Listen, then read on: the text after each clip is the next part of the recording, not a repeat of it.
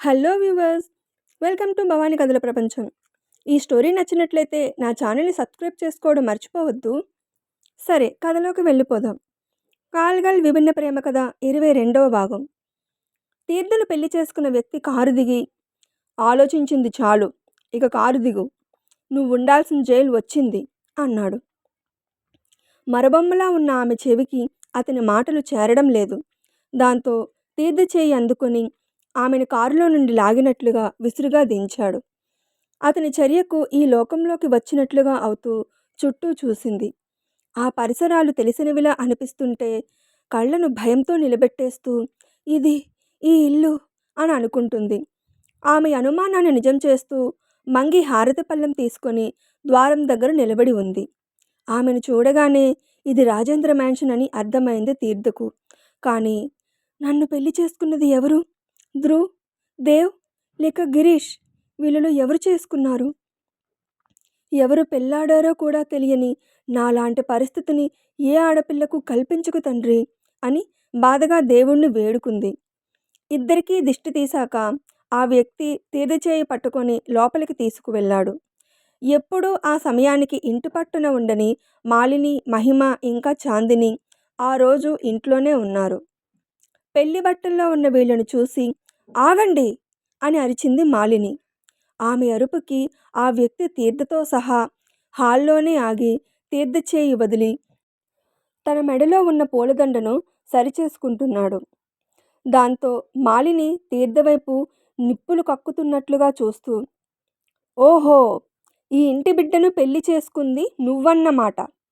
మొన్న ఇక్కడికి వచ్చినప్పుడే నీ కన్ను ఈ ఆస్తి మీద పడిందని నాకు అర్థమైంది. ఇప్పుడు ఆ విషయమే నిజమని రుజువయ్యింది. కోట్లకు వారసుడని నా కొడుకుని నీ గుప్పెట్లో పెట్టుకొని గుట్టు చప్పుడు కాకుండా పెళ్లి చేసుకున్నావా అని కోపంగా అడిగింది. ఈమె కొడుకా? అంటే నన్ను పెళ్లి చేసుకుంది దేవునా అని తన కాళ్ళ కింద భూమి కంపించినట్లుగా అదిరిపడింది తీర్థ. ఈ ఆస్తి మీద ఎవరికి కన్ను ఉందో అందరికీ బాగా తెలుసు అన్నాడు ఆ వ్యక్తి. ఆ మాటకు ధ్రువ్ అని గట్టిగా అరిచింది మాలిని. దాంతో ధ్రువ్ పూలపగిడి తీసి సోఫాలోకి విసిరేస్తూ, అరవకు, నిజం అందరికీ తెలుసు అని మాలినితో మాట్లాడుతుంటే, అంటే అంటే నన్ను పెళ్లి చేసుకునేది ధ్రువ్నా?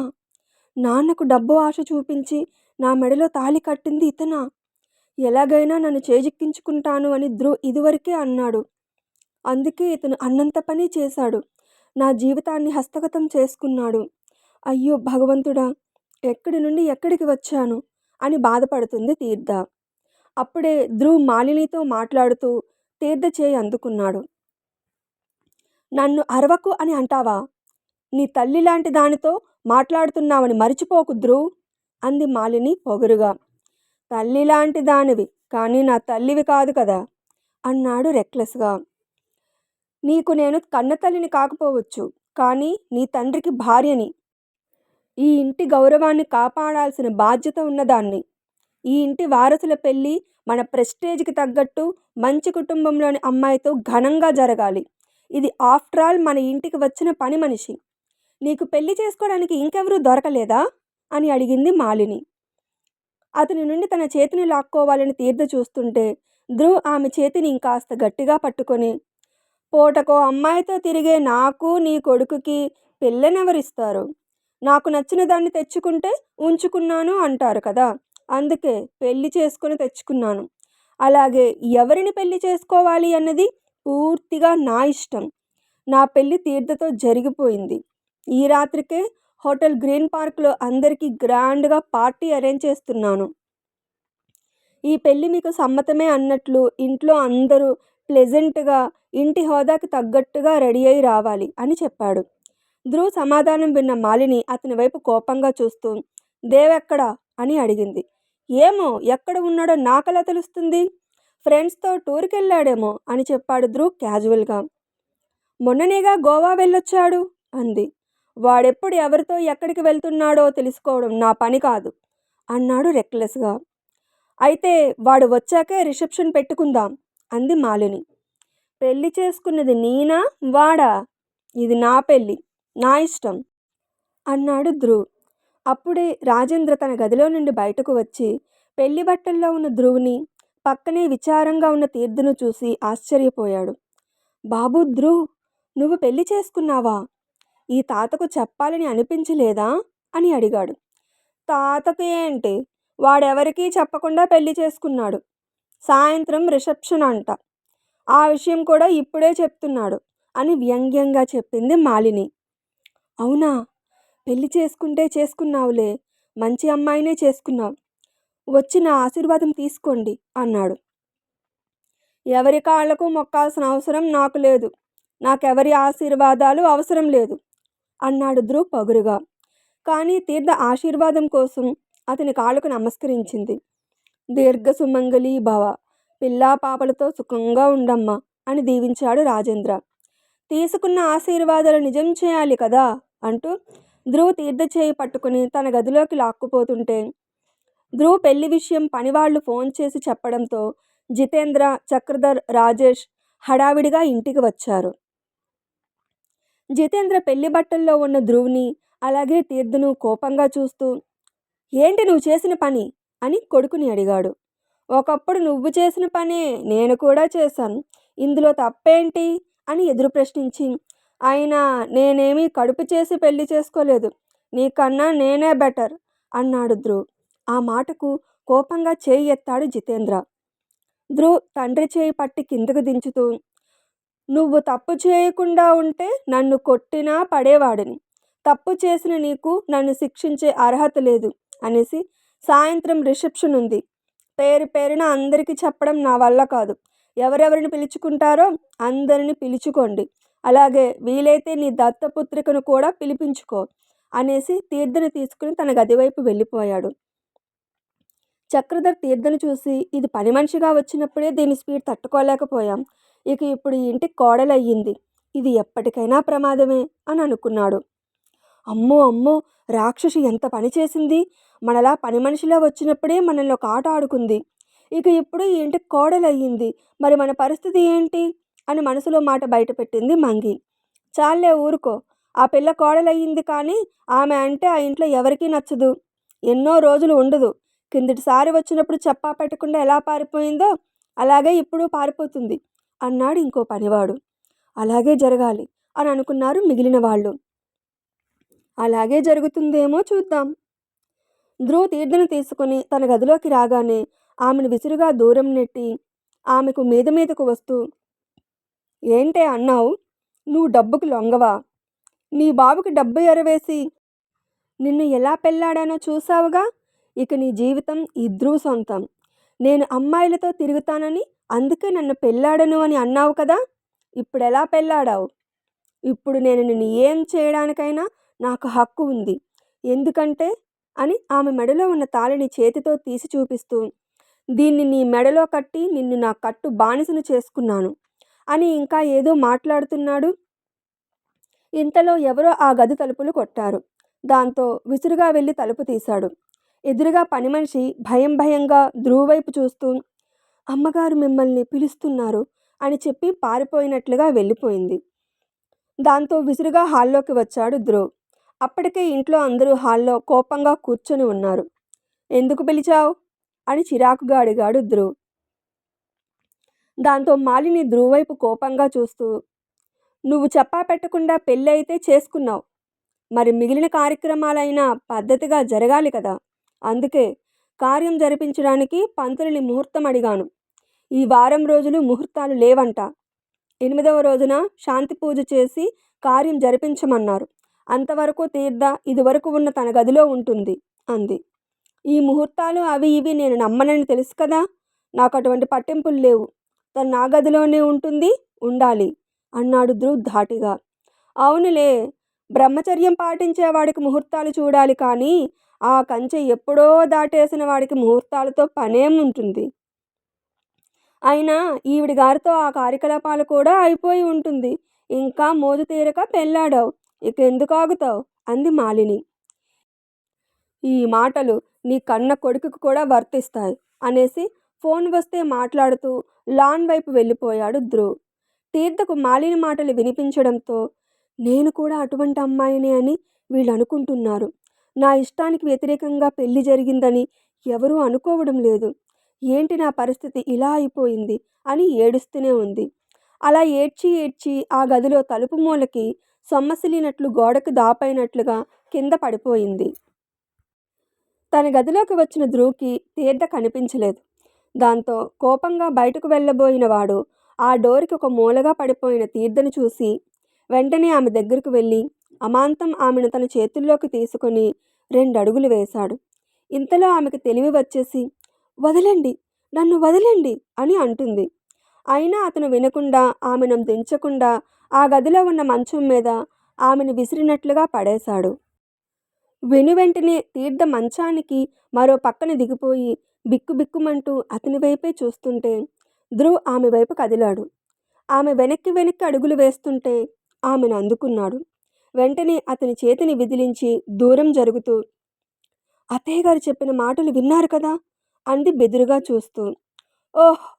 ఆ మాటలు వినిపించాయి కానీ నాకు ముహూర్తాలతో పని లేదని నేను చెప్పిన మాట వినలేదా అని అడుగుతూ ఆమెను సమీపిస్తూ నేను ఎప్పుడు తలుచుకుంటే అప్పుడు నువ్వు నా ముచ్చట తీర్చి తీరాలి. అందుకే కదా నిన్ను పెళ్లాడింది అంటూ ఆమెను అందుకొని ఆమె నడుం వంపుపై చేయి వేశాడు. అతని చేతి స్పర్శకు తామరాకులా వణుకుతూ ప్లీజ్ పెద్దవాళ్ళు చెప్పిన మాట వినండి అని అంటుంది. ఆమె నడుం మీద ఉన్న చేయి అలా పైపైకి పోనిచ్చి ఆమె వదనాన్ని చేతుల్లోకి తీసుకొని ఆమె ఎదురుతున్న అదరాల వంక ఆశగా చూస్తూ ఆమె పెదవులకు దగ్గరకు వచ్చాడు. ఇదేది తనకు సమ్మతం కాదంటూ తీర్థ కన్నీరు కారుస్తూ అతని చేతుల మీద తన చేతులను వేసి అతని నుండి విడిపించుకోవాలని చూస్తుంది. అప్పుడే మళ్ళీ ఎవరో తలుపు తట్టారు. దాంతో పెదవుల వరకు వచ్చినవాడు తలుపు చప్పుడు అయినందుకు అలాగే తీర్థ చెంపల మీద నుండి జారుతున్న కన్నీటిని చూసి ఆమెను విసురుగా దూరం నెట్టి కోపంగా గడియ తీసి తలుపు తెరిచి ఎదురుగా ఉన్న అమ్మాయిని చూసి ఏంటి అని చిరాకుగా అడిగాడు. అతని కోపానికి భయపడుతూ సార్ అది మేడంని రెడీ చేయాలి అంది బ్యూటీషియన్. దాంతో విసురుగా వెనక్కి తిరిగి తీర్థ వైపు చూసి సరే అనేసి ఆ గదిలో నుండి బయటకు వెళ్ళిపోయాడు ధ్రువ్. అతను వెళ్ళిపోగానే కూర్చున్నట్లుగా నేల మీద కూలబడిపోయి కాలి ముడుకుల్లోకి ముఖాన్ని దాచుకొని ఏడుస్తుంది తీర్థ. నా జీవితం ఇలా దినదిన గండంగా మారే బదులు ఏదైనా ప్రమాదంలో నా ప్రాణాలే పోవచ్చు కదా అని బాధపడుతుంది. అప్పుడే తీర్థ అని పిలిచాడు ధ్రువ్. ఆమెకు అతి దగ్గరగా అతని స్వరం చెవిన పడగానే తీర్థ దిగ్గున తల ఎత్తి కళ్ళు తెరిచి తన ఎదురుగా తన హైట్కి కాలు మడిచి మోకాళ్ళ మీద కూర్చున్నట్లుగా ఉన్న ధ్రువుని చూడగానే అదిరిపడి కూర్చున్న పలంగా వెనక్కి జరిగి గోడకు దాపైంది. దాంతో ధ్రువ్ ఆమె కాళ్ళు పట్టి లాగినట్లుగా ఆమెను తనకు దగ్గరగా లాక్కొని ఆమెనే చూస్తూ నీ ఏడుపులు పెడబొబ్బులు రాగాలు అన్నీ నా ముందు ఓకే, ఇంట్లోకి వచ్చే సర్వెంట్స్ ముందు రిసెప్షన్కి వచ్చే బంధువుల ముందు షో పెట్టావంటే తర్వాత నేనేం చేస్తానో నాకే తెలియదు. సో ఈ పెళ్ళి ఎలా అయితే నోరు మూసుకుని చేసుకున్నావో అలాగే మిగిలిన కార్యక్రమాలు కూడా పూర్తి చేయి. నీ ముఖంలో స్మైల్ లేకపోయినా పర్వాలేదు కానీ కన్నీళ్లు చూశానంటే మాత్రం ఏ నాన్నకైతే డబ్బిచ్చానో అదే నాన్నను పైలోకాలకు పంపిస్తాను అన్నాడు. ఆ మాట వినగానే స్థాణువులా ఉండిపోయింది తీర్థ. ఏంటి ఏడవకుండా రెడీ అవుతావా లేక మీ నాన్నకు సెండ్ ఆఫ్ చెప్తావా అని అడిగాడు. వద్దు రెడీ అవుతాను అంది ఏడుస్తూ. ఇలా ఏడుస్తూ రెడీ అయితే నేను అస్సలు ఒప్పుకోను, పరాయి వాళ్ళ ముందు నా ఇంటి పరువు తీస్తే అస్సలు ఊరుకోను అని అనేసి ఆమె దగ్గర నుండి లేచి అక్కడే మంచం మీద కూర్చొని చిటిక వేశాడు. దాంతో గది బయట ఉన్న బ్యూటీషియన్ భయం భయంగా లోపలికి వచ్చి మేడం మీరు ఫ్రెష్ అయి వస్తే రెడీ చేస్తాను అంది. దాంతో ఆమెకు కనపడకుండా కన్నీళ్లను తుడుచుకొని వాష్రూమ్ ఎక్కడ ఉందో అని కళ్ళతోనే వెతుకుతుంది తీర్థ. అప్పుడే ధ్రువ్ ఆమెకు ఎదురుగా వచ్చి ఆమె చేతిలో బంగారు వర్ణంలో ఉన్న హెవీ వర్కుడు పట్టుచీరను పెట్టి ఇది కట్టుకొని రా అని వాష్రూమ్ ఇది అన్నట్లుగా ఒక పక్కగా కళ్ళతో సైగ చేశాడు. తీర్థ సరే అన్నట్లుగా బెదురుగా కళ్ళను ఆర్పి తన ఒంటి మీద ఉన్న వస్తువులు తీసి టేబుల్ మీద పెట్టి వాష్రూంలోకి వెళ్ళింది. వెంటనే ఆమెకు ఏడుపు తన్నుకు వస్తుంటే తన బాధ బయటకు వినపడకుండా షవరు విప్పి తనివి తీరా ఏడుస్తుంది. గదిలో ధ్రువ్ ఘడియ ఘడియకు టైం చూస్తున్నాడు. తీర్థ వెళ్ళి అరగంట అయ్యింది. ఇంకా బయటకు రాలేదు. దాంతో బ్యూటీషియన్ వైపు చూసి, ఇంకేమైనా ఐటమ్స్ బయట మర్చిపోయావేమో ఒకసారి చూసుకో అన్నాడు. అతని మాటల భావం అర్థమై, అలాగే సార్ అంటూ ఆ అమ్మాయి ఆ గదిలో నుండి బయటకు వెళ్ళిపోయింది. దాంతో ధ్రువ్ వాష్రూమ్ డోర్ని దబదబామని బాదాడు. దాన్ని బాదుడు అనరు. అతను మరో 2 సార్లు బాదితే డోరు విరిగి పడిపోతుందేమో అన్నట్లుగా ఉంది అతని ధనరు. ఆ శబ్దానికి భయపడి షవర్ని ఆపింది తీర్థ. తీర్థ, నువ్వు ఏడు పాపి మరో 10 నిమిషాల్లో స్నానం చేసి బయటకు రాలేదంటే బ్యూటీషియన్ కాదు, నిన్ను నేను రెడీ చేయాల్సి వస్తుంది. తర్వాత నీ ఇష్టం అన్నాడు. వద్దు వద్దు, నేను వచ్చేస్తాను అంటూ గబగబా స్నానం చేసి వాష్రూమ్లోనే సైడ్కి ఉన్న డ్రై ప్లేస్లో చీర కట్టుకొని డోర్ తీసుకొని గదిలోకి వచ్చింది తీర్థ. అప్పుడు కూడా ధ్రువ్ మంచం మీద కూర్చొని ఆమెనే చూస్తున్నాడు. ఆమె చీర కట్టుకున్న విధానం చూసి తనకు నచ్చిన చీరలో ఏ ఆభరణం లేకుండానే కడిగిన ముత్యంలా ఉన్న ఆమె నుండి చూపు తిప్పకుండా ఆమెనే చూస్తున్నాడు ధ్రువ్. ఇంకా ఉంది. తీర్థను పెళ్లాడతాను అని శపథం చేసిన అన్నదమ్ముల్లో ధ్రువ్ ఆమెను పెళ్లాడి తన పంతం నెగ్గించుకున్నాడు. మరి దేవ్కి ఈ విషయం తెలిస్తే ఎలా రియాక్ట్ అవుతాడు? తీర్థ ధ్రువ్తో సఖ్యతగా ఉంటుందా? ఆ ఇంట్లో వాళ్ళు ఆమెను కోడలిగా అంగీకరిస్తారా? పనివాళ్ళు అనుకున్నట్లే తీర్థ ఈ ఇంటి నుండి పారిపోతుందా? ఏం జరుగుతుందో తదుపరి భాగంలో విని తెలుసుకుందాం. అప్డేట్ వింటున్న అందరూ నా ఛానల్ని సబ్స్క్రైబ్ చేసుకోవడానికి ప్రయత్నించండి వ్యూవర్స్. సబ్స్క్రైబర్స్ పెరిగితేనే ఛానల్కి గ్రోత్ ఉంటుంది. సరే, స్టోరీ నచ్చితే కామెంట్ చేసి అప్డేట్కి లైక్ కొట్టి షేర్ చేయండి. అప్పుడే నా స్టోరీ ఎక్కువ మందికి చేరుతుంది.